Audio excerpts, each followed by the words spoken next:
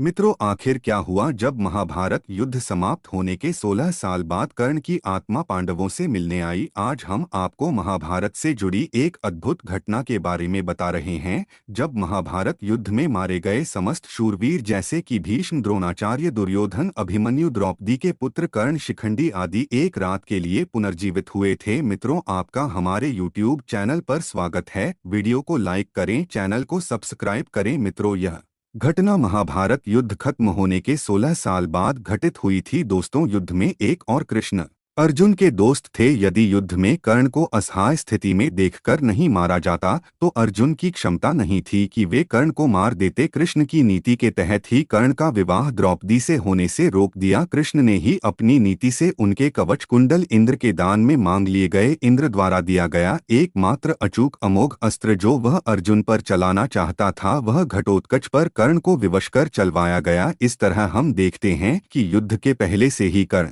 और कृष्ण के बीच युद्ध चलता रहा था। वो कृष्ण ही थे जिन्होंने ऐन वक्त पर नीति के तहत ही कर्ण को यह बताया था कि कुंती तुम्हारी माँ है। लेकिन युधिष्ठिर और अर्जुन को इस बात का पता नहीं था कि कर्ण हमारा बड़ा भाई है। यदि युधिष्ठिर को यह पता चलता कि कर्ण मेरा बड़ा भाई है तो वह राजपाट की लड़ाई नहीं लड़ते बल्कि कर्ण को ही राजा बनाने की लड़ाई लड़ते। दोस्तों, राजा बनने के पश्चात हस्तिनापुर में युधिष्ठिर धर्म व न्याय पूर्वक शासन करने लगे। युधिष्ठिर प्रतिदिन धृतराष्ट्र व गांधारी का आशीर्वाद लेने के बाद ही अन्य काम करते थे। इस प्रकार अर्जुन, नकुल, सहदेव, द्रौपदी आदि भी सहदेव, धृतराष्ट्र व गांधारी की सेवा में लगे रहते थे।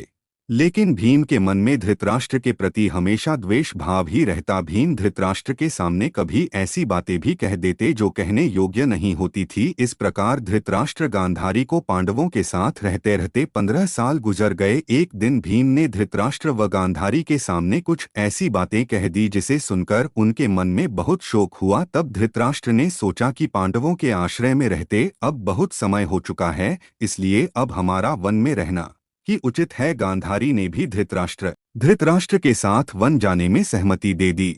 धृतराष्ट्र गांधारी के साथ विदुर व संजय ने वन जाने का निर्णय लिया। वन जाने का विचार कर धृतराष्ट्र ने युधिष्ठिर को बुलाया और उनके सामने पूरी बात कह दी। पहले तो युधिष्ठिर को बहुत दुख हुआ, लेकिन बाद में महर्षि वेदव्यास के कहने पर युधिष्ठिर मान गए। जब युधिष्ठिर को पता चला कि धृतराष्ट्र व गांधारी के साथ विदुर व संजय भी वन जा रहे हैं तो उनके शोक की सीमा नहीं रही। धृतराष्ट्र ने बताया कि वे कार्तिक मास की पूर्णिमा को वन के लिए यात्रा करेंगे। वन जाने से पहले धृतराष्ट्र ने अपने पुत्रों व अन्य परिजनों के श्राद्ध के लिए युधिष्ठिर से धन मांगा। दोस्तों, भीम ने द्वेषावश धृतराष्ट्र को धन देने के इनकार कर दिया। तब युधिष्ठिर ने उन्हें फटकार लगाई और धृतराष्ट्र को बहुत सा धन देकर श्राद्ध कर्म संपूर्ण करवाया।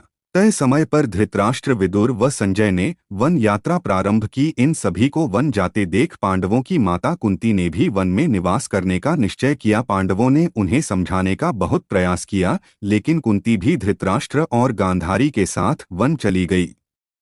धृतराष्ट्र आदि ने पहली रात गंगा नदी के तट पर व्यतीत की। कुछ दिन वहां रुकने के बाद धृतराष्ट्र, गांधारी, कुंती, विदुर व संजय कुरुक्षेत्र आ गए। यहाँ महर्षि वेदव्यास से वनवास की दीक्षा लेकर यह सभी महर्षि सत्युग के आश्रम में निवास करने लगे। वन में रहते हुए धृतराष्ट्र घोर तप करने लगे। तब से उनके शरीर का मांस सूख गया। सिर पर महर्षियों की तरह जटा धारण कर वे और भी कठोर तप करने लगे। तब से उनके मन का मोह दूर हो गया।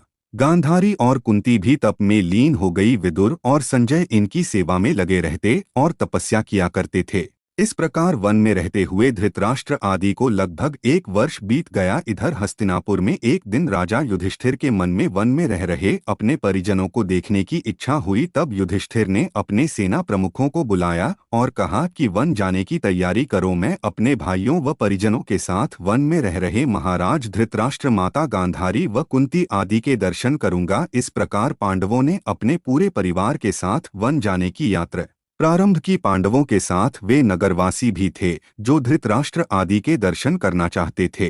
पांडव अपने सेना के साथ चलते चलते उस स्थान पर आ गए जहां धृतराष्ट्र, गांधारी और कुंती रहते थे। जब युधिष्ठिर ने उन्हें देखा तो वे बहुत प्रसन्न हुए और मुनियों के वेश में अपने परिजनों को देखकर उन्हें शोक भी हुआ। धृतराष्ट्र, गांधारी और कुंती भी अपने पुत्रों व परिजनों को देखकर बहुत प्रसन्न हुए। जब युधिष्ठिर ने वहां विदुर जी को नहीं देखा तो धृतराष्ट्र से उनके बारे में पूछा। धृतराष्ट्र ने बताया कि वे कठोर तप कर रहे हैं। तभी युधिष्ठिर को विदुर उसी ओर आते हुए दिखाई दिए, लेकिन आश्रम में इतने सारे लोगों को देखकर विदुर जी पुनः लौट गए। दोस्तों, युधिष्ठिर उनसे मिलने के लिए पीछे पीछे दौड़े। तब वन में एक पेड़ के नीचे उन्हें विदुर जी खड़े हुए दिखाई दिए। उसी समय विदुर जी के शरीर से प्राण निकले और युधिष्ठिर में समा गए। जब युधिष्ठिर ने देखा कि विदुर जी के शरीर में प्राण नहीं है तो उन्होंने उनका दाह संस्कार करने का निर्णय लिया। तभी आकाशवाणी हुई कि विदुर जी सन्यासी धर्म का पालन करते थे, इसलिए उनका दाह संस्कार करना उचित नहीं है।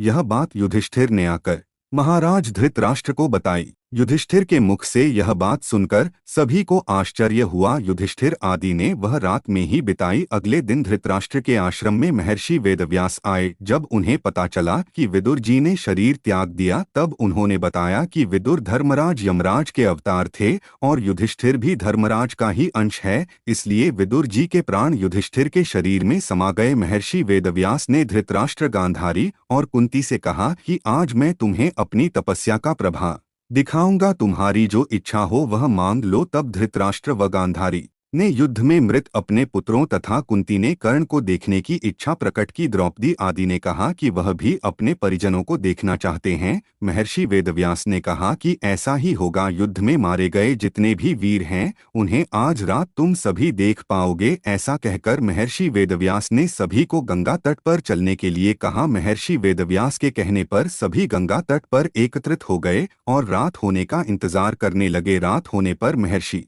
वेदव्यास ने गंगा नदी में प्रवेश किया और पांडव व कौरव पक्ष के सभी मृत योद्धाओं का आह्वान किया। थोड़ी ही देर में भीष्म, द्रोणाचार्य, कर्ण, दुर्योधन, दुशासन, अभिमन्यु, धृतराष्ट्र के सभी पुत्र, घटोत्कच, द्रौपदी के पांचों पुत्र, राजा द्रुपद, दृष्ट, दमन, शकुनी, शिखंडी आदि वीर जल से बाहर निकल आए। उन सभी के मन में किसी भी प्रकार का अहंकार व क्रोध नहीं था। महर्षि वेदव्यास ने धृतराष्ट्र व गांधारी को दिव्य नेत्र प्रदान किए। अपने मृत परिजनों को देख सभी के मन में हर्ष छा गया। सारी रात अपने मृत परिजनों के साथ बिताकर सभी के मन में संतोष हुआ। अपने मृत पुत्रों, भाइयों, पतियों व अन्य संबंधियों से मिलकर सभी संताप दूर हो गया। तब महर्षि वेदव्यास ने वहां उपस्थित विधवा स्त्रियों से कहा कि जो भी अपने पति के साथ जाना चाहती हैं वे सभी गंगा नदी में डुबकी लगाएं। महर्षि वेदव्यास के कहने पर अपने पति से प्रेम करने वाली स्त्रियां गंगा में डुबकी लगाने लगी और शरीर छोड़कर पति लोक में चली गई। इस प्रकार वह अद्भुत रात समाप्त हुई। इस प्रकार अपने मृत परिजनों से मिलकर धृतराष्ट्र, गांधारी, कुंती व पांडव बहुत प्रसन्न हुए।